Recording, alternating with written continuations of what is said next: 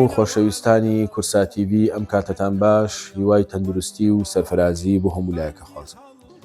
پێشەکی زۆر سوپاسی تەلەڤیزیۆنی کورسا دەکەم کە هەمیشە ئاگایان لە کارە هونەرەکانمانە و لە چالاکی هونەرەکانمانە. بابەتی ئەم جارە سرودێکە کە پێم وایە بۆ یەکەم جار ئەو سرودە ئەوترێ، ئەویش بۆ زانکۆیە. ئەوەی ڕاستی بێ، ئەوەی پرسیارم کردی بێ لەو برادەرە بەڕێزانە کە یان ناسم مێژووناس و ڕۆژنامەنووس یەکەم جارە سرودێکی تایبەت بۆ زانکۆیەک بوترێ، ئەویش بۆ زانکۆی پۆلیتەکنیکی گەرمیانە کە سەرۆکایەتی زانکۆ و سەرۆکی زانکۆ بە تایبەت برای بەڕێزم دکتۆر چیا پەیوەندی پێوە کردم و پێخۆش بوو ئێمە سرودێک بۆ زانکۆی پۆلیتەکنیکی گەرمیان ئامادە بکەین و بەو پەڕی خۆشحاڵیەوە، چونکە گەرمیان و گەرمیانیەکان و هەموو کوردستان، بەڵام بە تایبەت گەرمیان زۆر شایستایی دەیان زانکۆ و دەیان سرودن، چونکە ئەو ناوچەیە بەڕاستی لەژێر تەئسیری ئەنفال و تەبعیس و تەعریب و دەیان بەڵاو کێشەیان لەسەر هاتووە. منش پەیوەندیم بە ڕێز دکتۆر ئەحمەد باوەڕ کرد کە دکتۆر ئەحمەد باوەڕ لە هەمان کاتە مێژووناس و نووسەرێک و شاعریشە و جوگرافیای ناوچەکەیش باش ئەناسێ. بەڕاستی زۆر سوپاس یەکەم، ئەویش بۆ پەڕی خەمخۆریەوە شعرێکی جوان، تێکستێک کە تێکستەکە ڕنگدانەوەی مێژوو جوگرافیا و ناسنامەی ئەو ناوچەیە. توانیم ئاوازێکی بۆ دابنێم و ئاوازەکەیش برای بەڕێزم ئەمیر جەباریان کاری موسیق و دابەشکردنی بۆ کرد. هیوادارم جێگەی ڕەزامەندی هەموو لایەک بێ و ئەم سرودە پێشکەشی ئەەکەین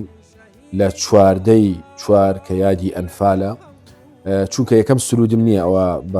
بۆ ئەنفال بڵێم، سرودێکی تریشمێ تایبەتە بۆ ئەنفال، بەڵام لەم سرودەی زانکۆی پۆلیتەکنیکی گەرمیانە باسی کارەساتی ئەنفال و باسی جوگرافیای ناوچەکە وەکو باوەشە سار و ئەڵوەن و لە هەمان کاتە باسی فەرهەنگ و دەوری زانست و فەرهەنگ چەند گرنگە هەمووی پێکەوە. بەڵام ئەم سرودەش هەر لە 4 بڵاوی ئەەکەینەوە، چونکە ڕۆژی زانکۆی پۆلیتەکنیکی گەرمیانە لەو ڕۆژە دامەزراوە و لەو ڕۆژەش هەریادی ئەنفالە، پێشکەشی بە ڕۆحی پاکی ئەو پەپولانە ئەەکەین و هیوادارم توانی بێتمان ئیشێکمان کردبێ کە مێژوویەک بۆ گەرمیان و گەرمیانەکان و بۆ خۆمانیش تۆمار بکەین و هیوادارم بتوانین لەو کارانە زیاتر و جوانتر و باشتر بکەین، چونکە لە کۆتاییدا ناوچەی گەرمیان شایستە لەوە زیاترە و تەبیعەتی ئیشەکە ئەمەنە. تێکستەکە جوانە، پێم وایە هەر قوتابیەک لە هەر شار و شارۆچکەیەکی کوردستانەوە بێ لە زانکۆی پۆلیتەکنیکی گەرمیان بخوێنێ، یەکسەر ڕنگدانەوەی وێنەی شعرەکە ئاسانکاری بووەکە کە جوگرافیا و خەبات و خەباتگێڕی و بەرخودانی ئەو ناچەیە یەکسەر پێ ئەناسێنێت و ئاسانکاری بووەکە کە زیاتر ئەو ناوچەیە بناسێت.